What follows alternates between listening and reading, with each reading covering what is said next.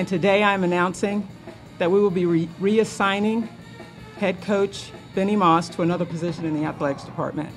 Hello again, Seahawks fans. As you just heard, some shakeup atop the UNCW men's basketball program this week. The announcement to replace Benny Moss with three-year assistant Brooks Lee on an interim basis comes with 9 games left in a regular season that has been slightly disappointing for the Seahawks, who came into the season with higher expectations thanks to new players and less injuries. However, UNCW has won only one of its past 7 games. We will have highlights of that victory against James Madison from Saturday later in the show. But first, let's toss it over to Brian, who was at Trask Coliseum for Friday's announcement.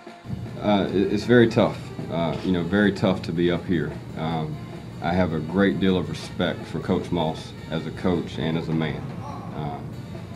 He gave me an opportunity to be here, and I'm very appreciative of that. The timing was surprising, but UNC Wilmington Athletic Director Kelly Mertens felt this was the right time to remove Benny Moss from his duties as men's basketball coach and reassign him within the athletic department. We began the season in November in Charleston, and now we're headed down the home stretch of the CAA tournament. And today I'm announcing that we will be reassigning head coach Benny Moss to another position in the athletics department. This was a very difficult decision for me personally because I like Benny very much and have enjoyed our relationship here at UNCW.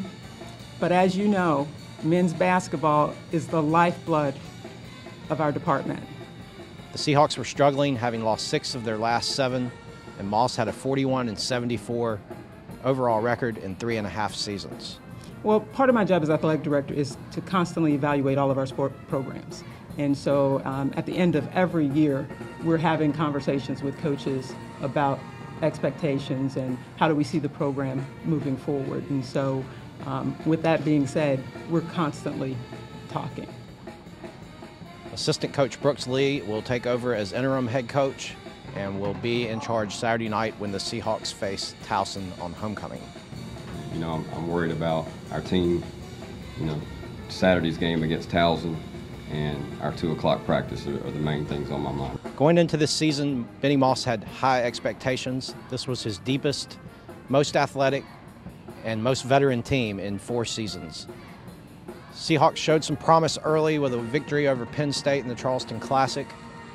Several narrow defeats around the turn of the year, but ultimately just were not competitive enough in the CAA for him to stay on board.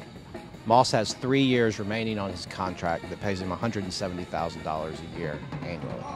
When do you look to make a decision? I think you make a decision based upon where you are at that moment.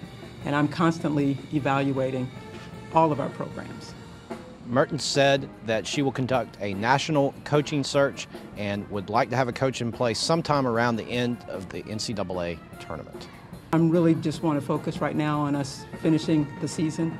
Obviously, this is a great job, and there are many people out there that know it's a great job and believe it's a great job. So I feel pretty confident that we will find, someone in the end that our students, our alums, our fans, and the community will embrace. This is Brian Mull reporting from Trask Coliseum. Please stay tuned to starnewsonline.com or visit my blog for all the latest information and breaking news on the Seahawks. Thanks, Brian. As we look into the bottom half of the CAA standings, there are 6 teams with a 3-7 conference record or worse, and the Seahawks are part of that group. However, UNCW still has 2 games left against bottom-feeding Towson, 1 against Delaware, and a shot at revenge against Hofstra, who beat the Seahawks by 39 points on Long Island Wednesday night, signaling the end of Benny Moss's tenure with the Seahawks. The top half of the standings is decidedly better, with Old Dominion and George Mason leading the way.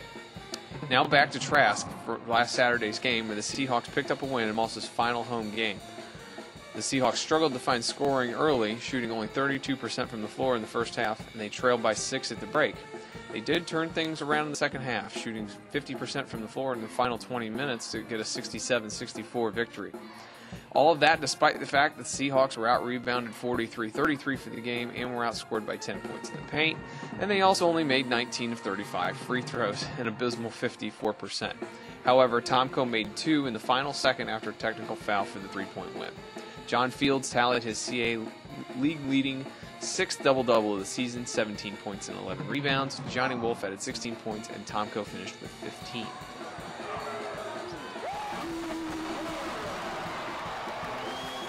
Interim head coach Brooks Lee's first test will be Saturday, the homecoming game against last place Towson. That game starts at 6 at Trask Coliseum, and UNCW will stay home for next Wednesday's game when VCU comes to town with Larry Sanders and his crew. That will do it for us this week. For Brian Mull, this is Dan Spears. Be sure to tune into StarNewsOnline.com for more on the Seahawks, and for even faster updates, read Brian's blog, hawkshoops.blogs.starnewsonline.com. I think Brian Mull was probably the person that called me the most in the last 24 hours. So he's been doing his job, definitely.